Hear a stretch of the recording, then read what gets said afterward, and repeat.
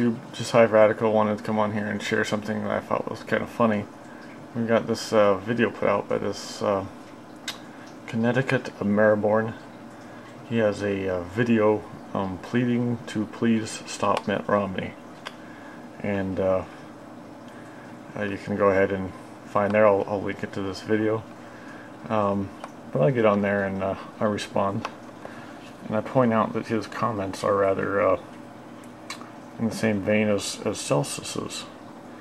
The criticism Celsus gave of early Christians. His response is interesting, especially in light of what happened after he gave this response. He says, Celsus was afraid of freedom, much like the Mormon Church. He did not advocate rights of the everyday man to live free and to think the only way can receive Christ is follow every word. The vanity to think the only way to can receive Christ is follow every word a false prophet dictates. A little bit hard to follow, but anyway. My response was to give some quotations from Celsus himself. Here's one I give. I said, continued words of Celsus about, well, actually I'd given some more, so let's see if we can find some more. I'll go and read this though. These Christians babble about God day and night in their impious and sullied way. They are unable to convert anyone truly virtuous or good. They are really very dishonest, borrowing even their incantations from other religions and their magic acts. I'm not sure how much you can read there of this. It goes more words of Celsus in his critiques of early Christianity for comparison to anti-Mormon strains. Celsus quote here, Christian leaders want and are able to convince only the foolish, dishonorable, and stupid. Their real talent is hoodwinking people who are ignorant.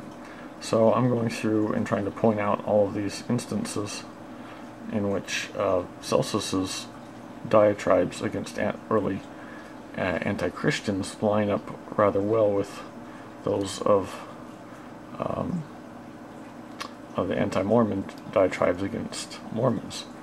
The funniest thing, though, is that you remember how he says here that Celsus was afraid of freedom.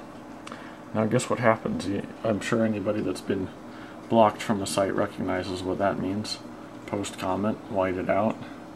Tried posting some others. He's deleted these, so if you go back to a site, he's deleted my comments, which were merely citations from Celsus and references to my point. Obviously, he's afraid of freedom also, which kind of is interesting, because if it's so horrible that the Mormon Church does it, and if it is true that Celsus did it, apparently ConnecticutAmeriborn is also afraid of freedom, because he's not allowing a free dialogue.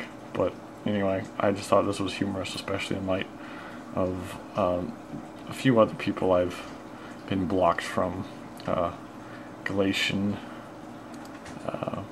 she went and blocked me, but you can go read all the stuff on there. It's kind of interesting to see that once they get to a certain point, they just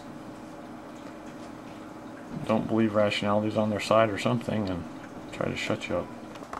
Actually, I decided to come back on and show something else too. So as you can see, this is the most recent refreshing I've done of the comment page for this same video, and the only comment now that's showing up is my first one. And again, his claims that Celsus was afraid of freedom.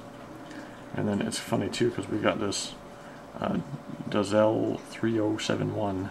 He says, nice try, but we Christians advocate freedom, something Celsus was afraid of. Mormons are afraid of freedom. Well, apparently ConnecticutAmeriborn is afraid of freedom too.